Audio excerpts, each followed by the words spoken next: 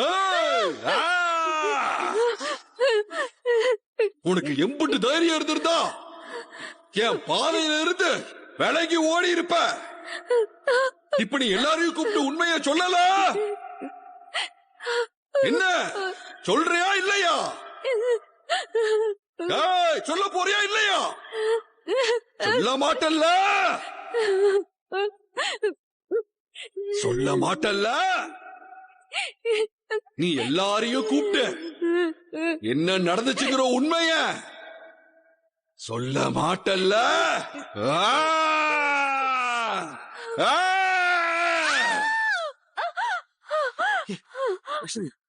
என்னாச்சு?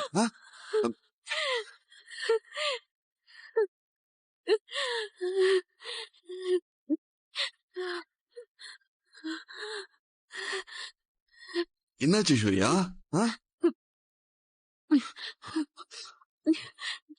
என்னாச்சு ஐஸ்வர்யா உனக்கு? ஏன் கத்துன? அம்மா ஏன் முகம் இப்படி வேத்து கிடக்கு? சரி இரு, தண்ணி கொண்டு வரேன். இந்த குடி.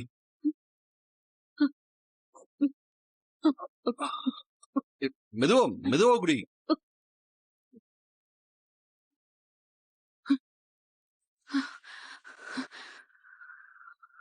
என்னாச்சு?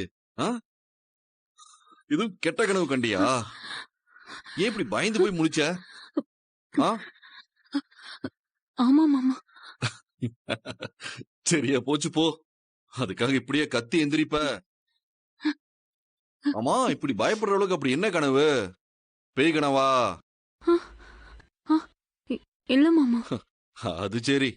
கருப்பணசாமியை கும்பிட்டுட்டு நீ இதே எனக்கு துணையா இருக்கணும்னு வேண்டிக்கிட்டு படுத்து தூங்கு, ஒன்னும் ஆகாது. நேத்து கோயிலுக்கு போயிட்டு இங்கிட்டு தானே இங்க திருநூறு வச்சிருந்தேன். அங்கிட்டு இருக்கு.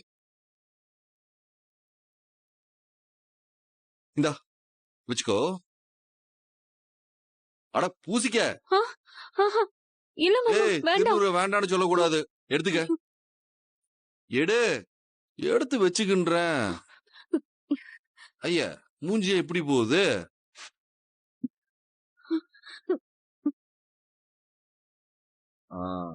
இப்ப தைரியமா தூங்கு, தூக்கம் வரும். லைட் ஆஃப் பண்ணவா?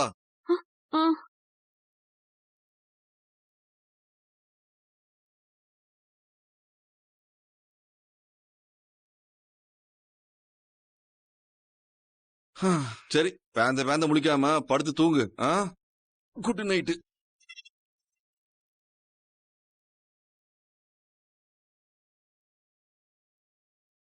கனவுல வந்து இப்படி மிரட்டுறாரு. என்ன நடக்க போதுன்னு தெரியலையே, பயமா வேற இருக்கு.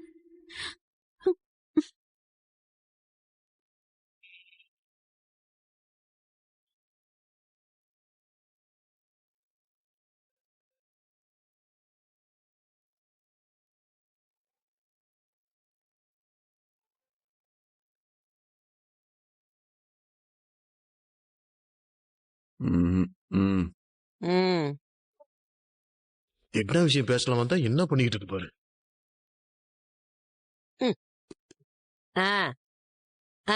இப்ப சொல்லு. இங்க பாருங்க அம்மாச்சி, அன்னைக்கு நீங்க வசந்தி சின்னம்மா, தமிழ், மீனாட்சி எல்லாருமே வண்டி வராம அன்னைக்கு நத்த ரோட்ல நின்றுக்கிட்டு இருந்தீங்களா? அன்னைக்கு ஆட்டோட பேரா இருந்துச்சா? அந்த விஷயத்த நான் மாப்பிள்ளை கிட்ட சொன்னேன். என்ன? அதான் உங்ககிட்ட அதை பத்தி பேசுறதுக்கு முடிவு எடுத்திருக்காப்ல. இங்க பாரு பார்த்தா, தினமும் அவ காலேஜுக்கு போயிட்டு வரா. அவ காலேஜுக்கு போறதுனால மீனாட்சியும் தினமும் மதுரையில இருந்து தேனி வரைக்கும் போயிட்டு வந்துட்டு இருக்கா.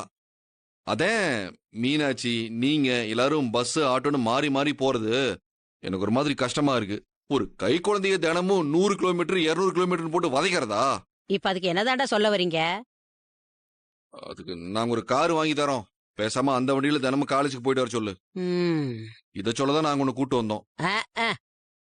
அன்னைக்கு உங்க வண்டியில ஏறி போறதுக்கு 500 ரூபாய் பெட்ரோல் காசை கொடுத்துட்டே வண்டியில ஏறினா. ஆமா மாப்பிள்ள. இதுல நீங்க காரு வாங்கி தரீங்கன்னு சொன்னா ரொம்ப சந்தோஷப்பட்டு உடனே வாங்கி கொடுங்க, நான் ஏத்துக்கிறேன்னு சொல்லிட்டு தான் மறு வேலை பாப்பா. வாங்கடா டேய், ஆக வேண்டிய வேலையை பாருங்க. அப்பதா நாங்க நேரடியா வாங்கி கொடுத்தா அவ எப்படி வாங்க மாட்டான்னு எங்களுக்கும் தெரியும். ஆ, அதுக்குதான் வேற ஒரு யோசனை பண்ணி வச்சிருக்கோம். வேற ஒரு யோசனையா? என்னடா யோசனை? மாமா சொல்லு. இந்த பாரு அம்மாச்சி, நம்ம சேதுக்கு தெரிஞ்ச ஒரு துணிக்கடை ஓனர் ஒருத்தர் இருக்காரு. அவர் கடையில 10,000 ரூபாய்க்கு மேல துணி எடுத்து பரிசு போட்டில கலந்துக்கிறவங்களுக்கு முதல் பரிசு கார், ம், 2வது பரிசு பைக், 3வது பரிசு ஃப்ரிட்ஜ், வாஷிங் மிஷின். அப்படி போட்டி நடத்துறதா நோட்டீஸ் ஒட்டியிருக்காரு. நம்ம மாப்பிள்ள சொல்லி அந்த முத பரிசு காரை மாப்பிள்ள நமக்கு வாங்கி கொடுத்துருவாரு. எங்களுக்கு வேண்டப்பட்டவங்க அந்த காரை குழுக்கள் முறையில முதல் பரிசு விழுகிற மாதிரி கொடுத்துருங்கன்னு மாப்பிள்ள பேசலாம்னு இருக்காரு. எப்படியும் துணிக்கிற உணர் இதுக்கு சமைச்சிருவாரு. அந்த கடைக்கு மட்டும் போய் 10,000 ரூபாய்க்கு மேல துணி எடுத்துட்டு பரிசு போட்டில கலந்துக்கிட்டா மட்டும் போதும். மத்த எல்லாத்தையுமே அந்த கடைக்காரு பாத்துக்குருவாரு. இதுதான் எங்க பிளான். என்ன சொல்றீங்க? ம், ம். ஆ, இது நல்ல யோசனையா தாண்டா இருக்கு. அதுக்கு அவங்க 10,000 ரூபாய்க்கு துணி வாங்கணுமே, அதுக்கு என்ன பண்றது? ம், ம். இப்ப தீபாவளி பொங்கல்னு எந்த விசேஷமும் இல்லையே. ஏம்மாச்சி, நீனா நினைச்சா இது முடியாதா என்ன? ஆ? ம், ம். சரி, என்கிட்ட சொல்லிட்டியல்ல, இனிமே இந்த விஷயத்த நான் பாத்துக்கிறேன்.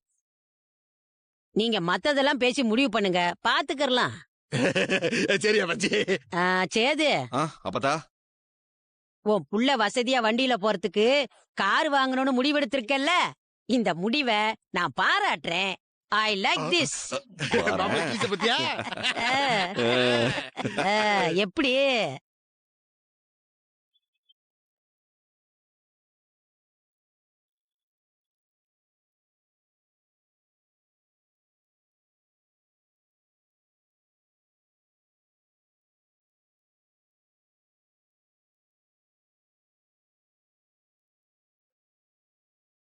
ஆண்டி, நான் வீட்டுக்குள்ள எங்க போனாலும் சேது மாமா அந்த கருப்பசாமி கெட்டப்ல பெரிய அருவா வச்சுக்கிட்டு நான் போற இடத்துல எல்லாம் என்ன வழி மறைச்சு, உனக்கு என்ன இவ்ளோ தைரியமா, நீ இப்படி எல்லாம் பண்ணிட்டு இன்னும் இந்த வீட்டுல இருக்கியான்னு என்ன துரத்திட்டே வராரு ஆண்டி.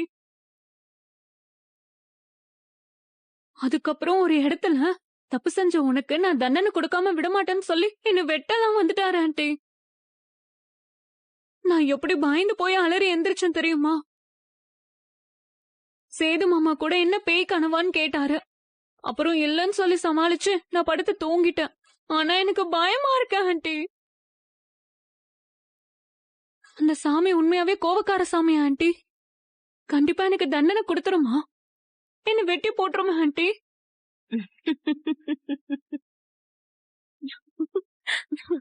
ஐயோ, எனக்கு பயமா இருக்குன்னு சொல்றேன், என்ன நீங்க சிரிச்சிட்டு இருக்கீங்க? இங்க பாரு ஐஷு, அரண்டவன் கண்ணுக்கு இருண்டதெல்லாம் பேயின்னு சொல்லுவாங்க. நேத்து சேது மேல சாமி வந்து அருள் வாக்க சொன்னதையே நினைச்சிட்டு இருக்க. அதனாலதான் உனக்கு இப்படி எல்லாம் கனவு வருது. தேவையில்லாம எதையும் போட்டு யோசிச்சுட்டு இருக்காத. ஐயோ இல்ல ஆண்டி, அப்படிலாம் யோசிக்காம என்னால இருக்கவே முடியல. எனக்கு எங்க ரூமுக்கு போகவே ரொம்ப பயமா இருக்கு ஆண்டி. ஐயோ, என்னம்மா இவ இப்படி இருக்கா? நீ இப்படி எல்லாம் பயப்படுவேன்னு தெரிஞ்சுதா உனக்காக நான் ஒண்ணு ரெடி பண்ணி வச்சிருக்கேன். சித்ரா, அந்த மந்திர கயிறு எடுத்துட்டு வா. எது காலையில குடுத்தியேமா? அந்த சிவப்பு கயிறா? அதேதான். அது ஐஸ்வர்யாக்காக தான் வாங்கி வச்சது. போய் எடுத்துட்டு வா. சரிம்மா.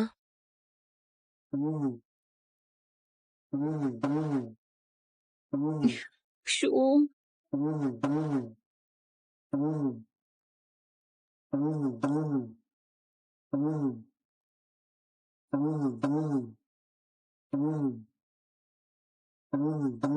என்ன கயிறு ஆண்டி இது? எனக்கு தெரிஞ்ச இடத்துல இருந்து மாந்திரீகம் பண்ற ஒருத்தர் கிட்ட இருந்து மந்திரிச்சு வாங்கின கயிறு ஐஷு. இத கையில கட்டினா சாமி, பூதம், காத்து, கருப்புன்னு எதுவும் உன்கிட்ட வராது. சாமியும் வராதா? வராது. அந்த சாமியோட உதவியே உனக்கு தேவைப்படாது. சரியா? இந்த கயிறு ஒன்னே உனக்கு போதும். அவ்வளவு சக்தி வாய்ந்த கயிறு இது.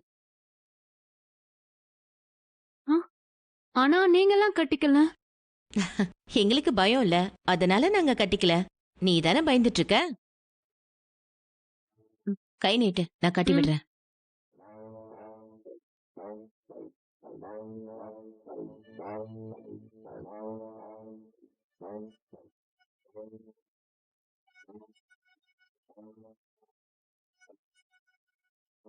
ஆண்டி, நிஜமாவே இதுக்கப்புறம் நான் சேது மாமாவை பார்த்து பயப்பட வேண்டாமா?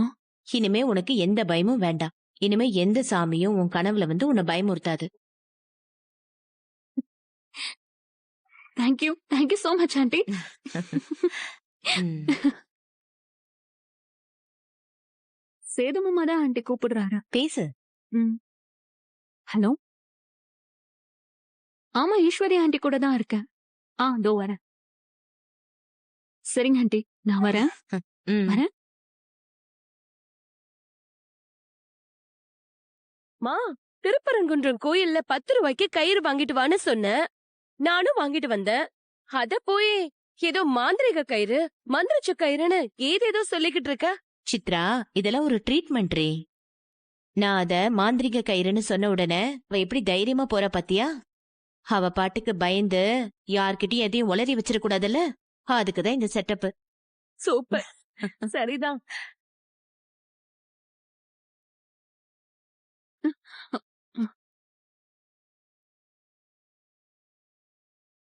இன்னும் அப்படி பாக்குற? ஒண்ணும் இல்ல மாமா. சரி, நான் ஒரு முக்கியமான சொல்லியா வெளியே போறேன். ம், நான் வரத்துக்கு கொஞ்சம் நேரமாகும். நான் மதியம் சாப்பிட வர மாட்டேன், சரியா? சரி மாமா. நான் போயிட்டு வரேன்.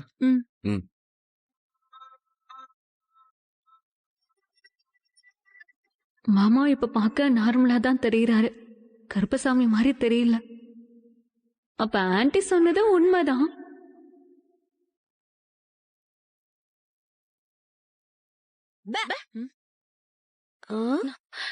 என்ன என்னம்மா இது? நாங்க 2 பேரும் உன்னை பயமுறுத்துற மாதிரி கத்திக்கிட்டு இருக்கோம். நீ பாட்டுக்கு தைரியமா நின்னுகிட்டு இருக்க. நான் எதுக்கு பயப்படணும்? உனக்கு பயம் இல்லையா? எனக்கு என்ன பயம்? பயம் இல்லாமலையா நேத்து கோயில்ல மயக்கம் போட்டு விழுந்த? இங்க பாருங்க, இதுக்கு முன்னாடி நான் இந்த மாதிரி எல்லாம் பார்த்தது இல்ல. சினிமால மட்டும் தான் பாத்திருக்கேன். நேத்து அடிச்ச வெயிலுக்கு யாருக்கா இருந்தாலும் மயக்கம் வரதா செய்யும். அப்படியாம்மா? அதனாலதான் நேத்து நீ மயக்கம் போட்டு விழுந்தியா? ஆமா, அப்புறம் என்ன? நான் சாமிக்கு பயந்து மயக்கம் போட்டேன்னு நினைச்சீங்களா? தப்பு பண்ணவங்க தான் சாமியை நினைச்சு பயப்படணும். நான் என்ன தப்பு பண்ண? நான் தான் எந்த தப்பும் பண்ணலையே. வரட்டுமா?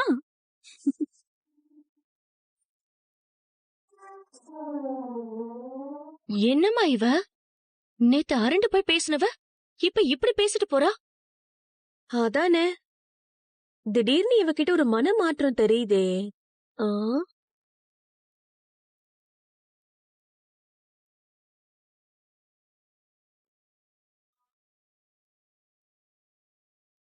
நாங்களா காரை வாங்கிட்டு போய் அவங்ககிட்ட கொடுத்தாலும் கண்டிப்பா அவங்க வீட்டுல இருக்க யாரும் அந்த காரை வாங்கிக்க மாட்டாங்க சார். அதே நேரம் குழந்தைய தினமும் காலேஜ் கூட்டிட்டு போயிட்டு வந்துட்டு இருக்கா.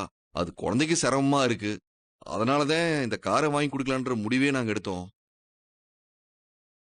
எப்படா இந்த காரை கொண்டு போய் அவகிட்ட கொடுக்கறதுன்னு யோசிச்சுட்டு இருந்தப்பதான் உங்க கடையில இந்த மாதிரி பரிசு போட்டி நடக்கிறதா கேள்விப்பட்டோம். அதான் சரி உங்ககிட்ட இந்த உதவி கேட்டு வந்திருக்கோம் சார். நீங்க பரிசா கொடுக்கிற அந்த காருக்கான தொகைய நானே கொடுத்துட்றேன்.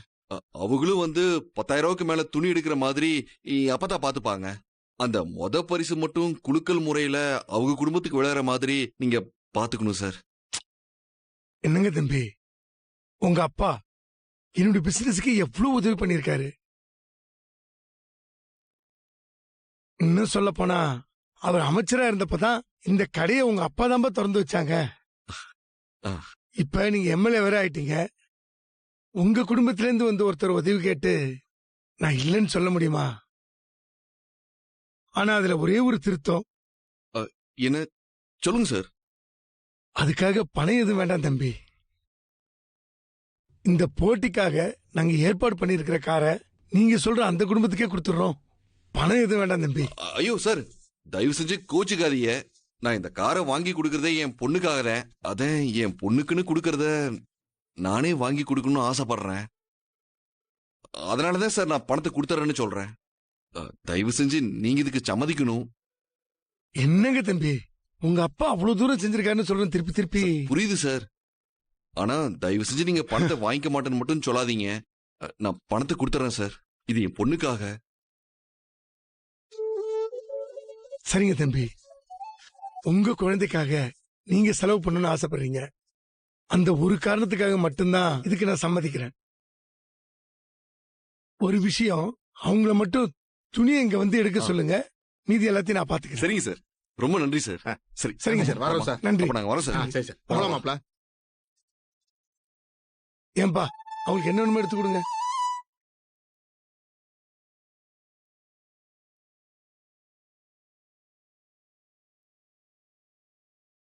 அதுக்கு நாங்க ஒரு கார் வாங்கி தரோம். பேசாம அந்த வண்டியில தினமும் காலேஜுக்கு போயிட்டு வர சொல்லு. நீங்க அந்த கடைக்கு மட்டும் போய் 10,000 ரூபாய்க்கு மேல துணி எடுத்துட்டு பரிசு போட்டுல கலந்துக்கிட்டா மட்டும் போதும். இப்ப எப்படியாவது துணி கடைக்கு துணி வாங்க இவங்களை கூட்டிட்டு போகணும். நம்மளா திடீர்னு கூட்டிட்டு போறேன்னு சொன்னாலும் வரமாட்டாளுங்க. இப்ப என்ன செய்யறது? என்ன செய்யலாம்? ஆ.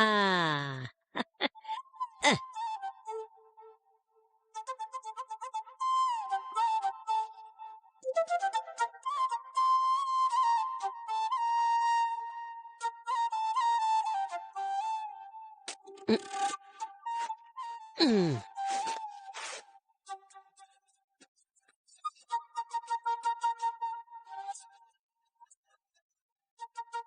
ஆ. ம். வசந்தியே, அடியே வசந்தி. ஒண்ணும் இல்ல தங்கம். என்னங்கம்மா? என்னம்மா? ஒண்ணும் இல்ல. ஏண்டி, இந்த தையல் ஊசியும் நூலும் கூட தைக்கணும். எதுக்குமா? அத கூடுறே, நான் பாத்துக்கிறேன். ஏதாவது தைக்கணும்னா சொல்லுங்க, தனத்தை தைச்சு கொடுக்க சொல்றேன். தனோ மா, தனோ என்னம்மா? அம்மாச்சிக்கு ஏதோ தைக்கணுமா, தைச்சு கொடு. அம்மாச்சி என்ன தைக்கணும் அம்மாச்சி? இந்த சேலை கிழிஞ்சு போச்சுரே, அததான் தைக்கணும்.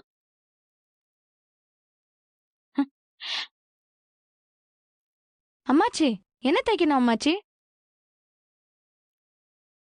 இந்த சேலை கிழிஞ்சு போச்சுரே, அததான் தைக்கணும்.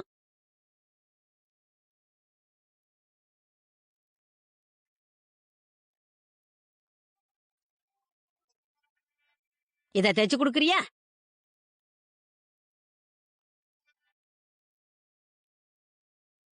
வாங்கின புடவையெல்லாம் ரொம்ப நாளா ஆயி போச்சா? 2-3 சேலை இது மாதிரி கிழிஞ்சு போச்சு. கொஞ்சம் சிரமம் பார்க்காம தைச்சு கொடுமா.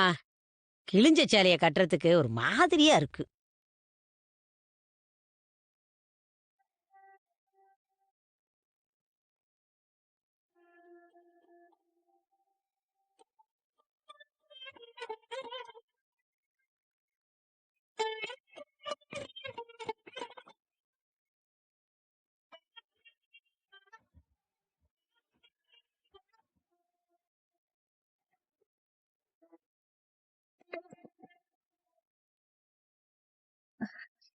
அம்மா, என்னம்மா இது? சேலை கிழிஞ்சிருக்குன்னா என்கிட்ட ஒரு வார்த்தை சொல்லிருக்கலாம்லம்மா. நாம போய் புது சேலை வாங்கிட்டு வந்திருக்கலாம்லம்மா. எதுக்குமா நீங்க கிழிஞ்ச சேலைய கட்டணும்? புது சேலை வாங்கணும்னா கொள்ள துட்டு ஆகும்டி. என்கிட்ட ஒரு வார்த்தை சொல்லிருக்கலாம்லம்மா. நாம போய் புது சேலை வாங்கிட்டு வந்திருக்கலாம்லம்மா. எதுக்குமா நீங்க கிழிஞ்ச சேலைய கட்டணும்? புது சேலை வாங்கணும்னா கொள்ள துட்டு ஆகும்டி.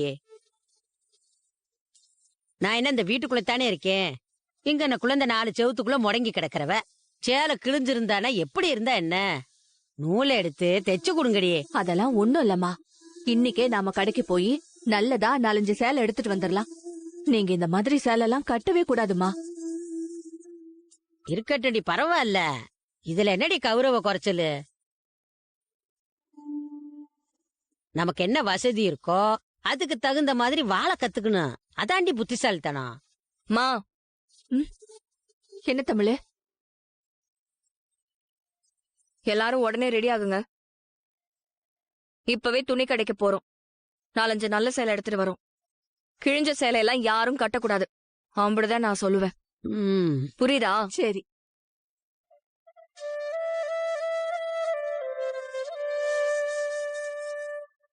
அம்மா, தமிழ்தான் சொல்லிட்டால, நாம போய் எடுத்துட்டு வந்துடலாம்.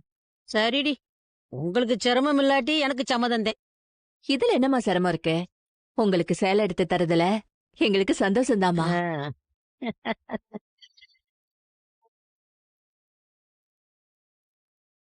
நாம போட்ட பிளான் சக்சஸ்.